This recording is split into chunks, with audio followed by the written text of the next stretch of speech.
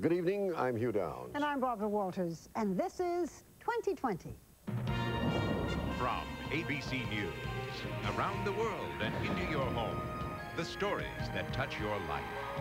With Hugh Downs and Barbara Walters.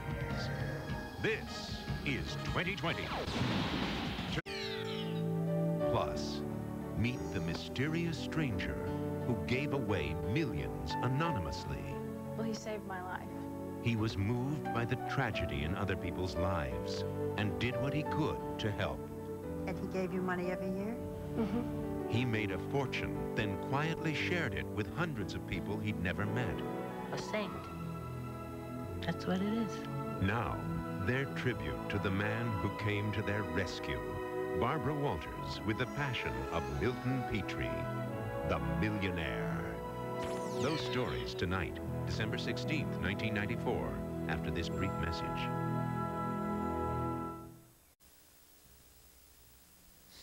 There was a funeral in New York City recently for a man most of you never heard of. But hundreds of people attended, from the most powerful in the city, including the city's mayor and the cardinal, to the most vulnerable, like the former policeman who was paralyzed for life by a single bullet.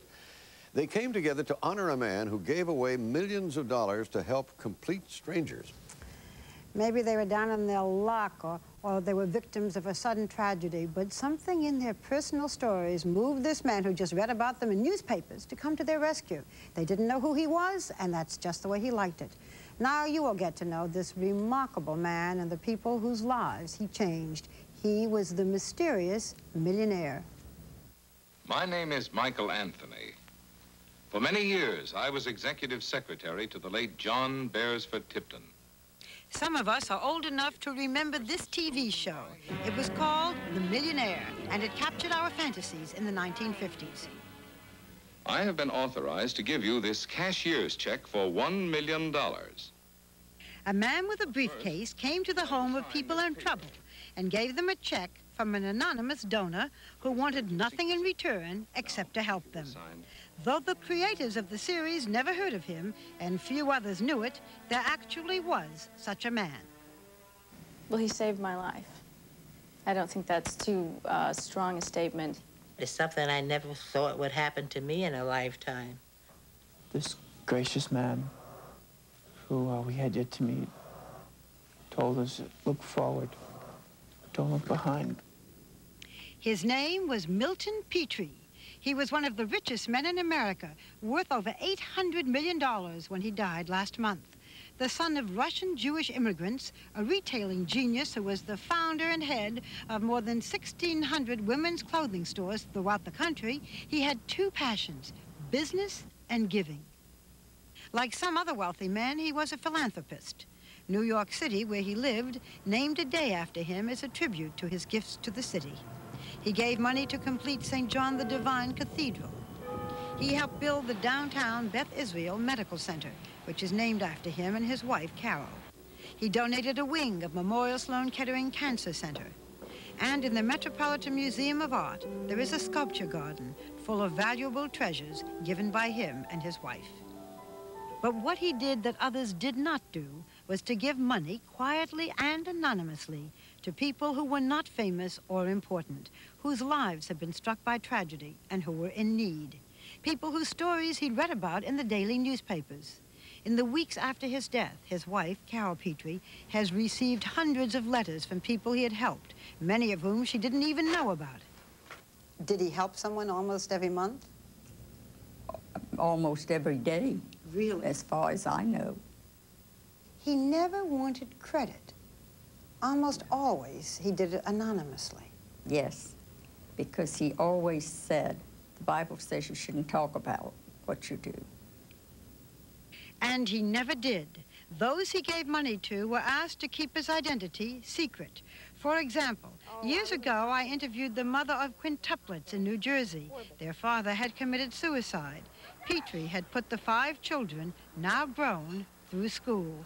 Few knew of this. And it was not until his will was read last month that his lifelong generosity became full public knowledge. In his will, he named nearly 400 beneficiaries. In addition to his family, he left almost $100 million in trust to continue the support of people he wanted to help. These included a supervisor in one of his stores who had worked for him for 23 years, an elevator operator who had befriended him, but whom he had not seen for 30 years. But mostly they were people whose lives had been interrupted by tragedy, some whom he had given money to when he was alive. One of those tragedies was police officer Stephen McDonald. He is the most seriously wounded police officer ever on the New York City police force. A priest had given me the last rites, and they expected that I would die before the night. And then the doctor came to my room and told Patty and I that I would be paralyzed, dependent on a ventilator for the rest of my life. But also he was alive. Oh, thank God, yes. And he had his mind, and he was still Stephen, except he couldn't move from the neck down. Stephen and his wife, Patty Ann, were left $20,000 a year for life in Milton Petrie's will. Stephen was 29 when he was shot on a summer afternoon by a teenage boy in New York Central Park in 1986. He had just married Patty Ann, and they were expecting their first baby. One of the bullets lodged in his spine, leaving him paralyzed from the neck down. The McDonald story captured everyone's attention, not only because of the tragedy, but because of the courage and faith Stephen and Patty Ann and their family expressed. There was no bitterness, no anger, only love. When I first interviewed the McDonalds a year after Stephen was shot, their son Connor had been born. At the time, they mentioned a mysterious donor who had helped them. Now they can talk about him. He was Milton Petrie. I got a phone call from the Police Benevolent Association, and they had said that somebody anonymously wanted to donate a check.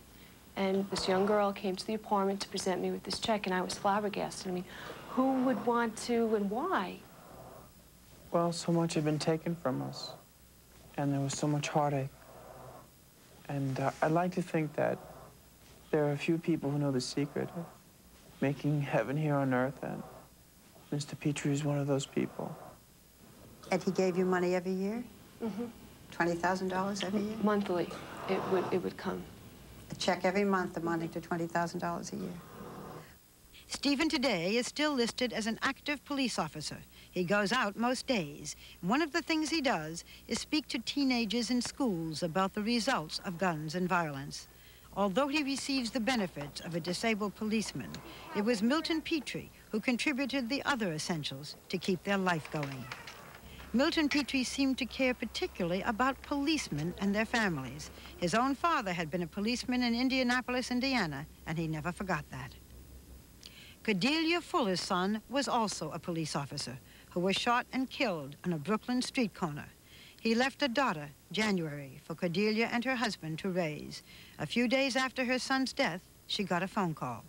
And he told me that his name was Milton Petrie, and he was so sorry for what had happened, and he wished there was some way he could help me to get over part of this grief.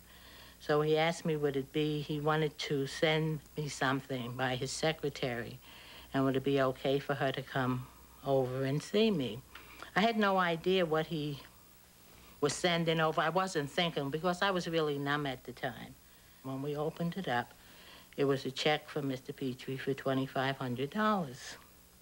Over the next few years, the checks came regularly, amounting sometimes to $15,000 a year. Cordelia was able to get a nursing degree and move to a neighborhood with good schools. January is now in a program for gifted children at her high school. Milton Petrie left Cordelia and January $5,000 a year for life. Stop to read. Did you ever bring anyone to your husband's attention? Yes, especially if I could relate to someone. You would tear the picture out of the paper, too, and say, here, dear? I'm sure you didn't miss this. I would say something like that. Did he ever turn you down? No. In her early years in New York, Carol Petrie had been a model. One of the people she brought to her husband's attention was another young model. Her name is Marla Hanson, now 32 years old. Milton Petrie left Marla $20,000 a year for life. She, too, first heard of him when she was the victim of violence. She was 25 then, and on her way to success as a model in New York City, when the man who was her landlord hired two men while he watched to slash her face repeatedly, leaving deep scars. Some of them I think are visible. There's one here that required 150 stitches and was quite bad, and then I had numerous other cuts around my eye and on my forehead. Like many models, Marla Hanson had no health insurance, few savings, and her career was over.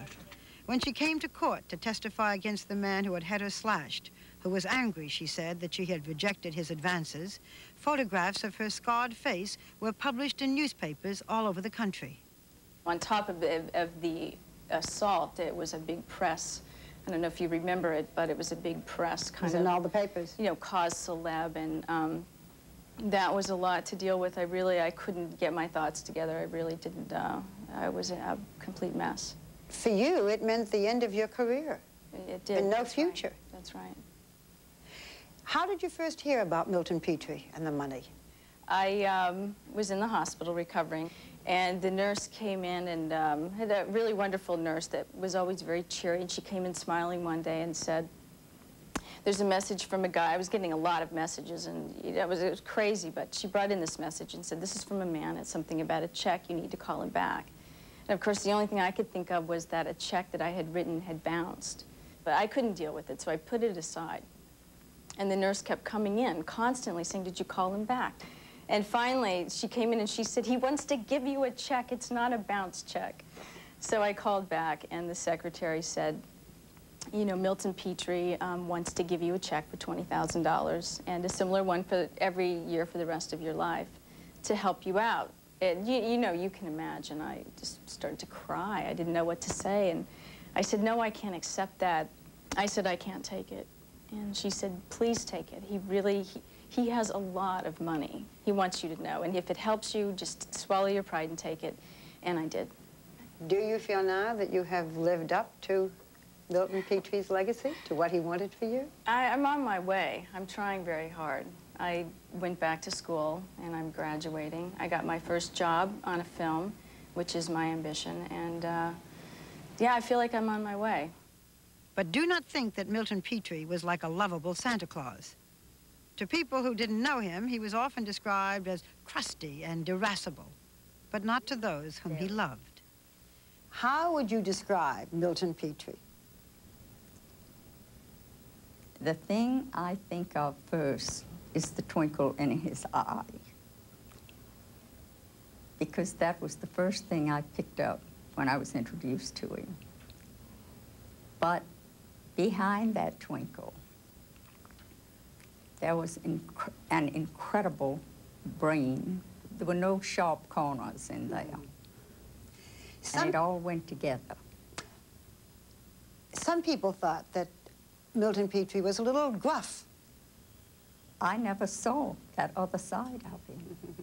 When he saw you, he used to kiss you? On the forehead, top of the head, or he'd touch my hand, and he'd look a long time at me, and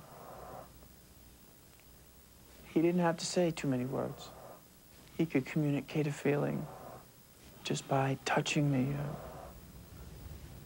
But Marla Hanson, when she finally met her benefactor, was taken aback. When I first met him, I was stunned. He's exactly the opposite as I imagined. He was a short man, kind of, you know, hunched over, very rough looking and gruff in his mannerisms. And I walked in and he goes, "Who are you?" And I said, "Well, I'm Marla Hanson." "Oh, well, have a seat." So I sat down and he goes, "What are you doing here?" I said, "Well, you called and asked me to come." He goes, "Oh, I did?" I said, "Yes, you did." And he goes, "Oh." And he said, I said, "Well, you wrote me a letter and you gave me a check." "I gave you a check, what?" I said, "Yes, you did." "Well, how much was it?" I said, "It was for $20,000. He slammed his hand down. He said, "That's a lot of money." I said, "Well, not only that, but you said that you would give me another check every year for the rest of my life." He said, "That's a lot of money. Do you know how much money that is?" I said, "Well, I imagine, you know, it's probably over $1 million. He said, That's right. That's over $1 million. And then he started laughing. He said, I'm only kidding you.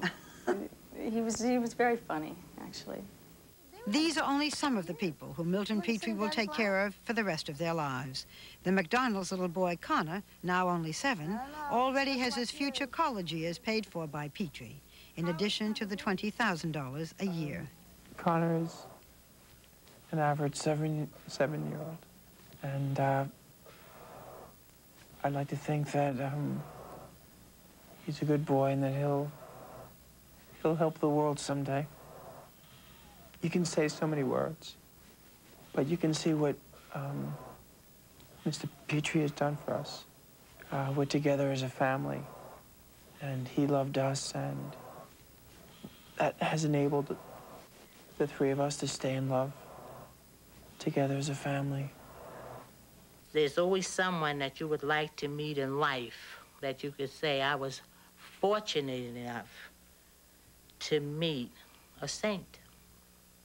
That's what it is. Within a few days, I'd seen the worst side of humanity with the assault, and then the best side. It was that he gave me a gift. He wanted to help me, to do something nice for me, and didn't want anything in return. And, you know, I can't even describe what that meant to me. Mrs. Petrie says she's going to try to continue her husband's work because this poem, which he loved, she says, is his philosophy. I pass through this world but once.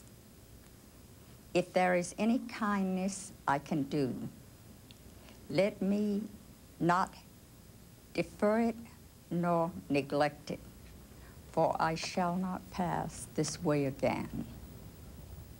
Oh, boy.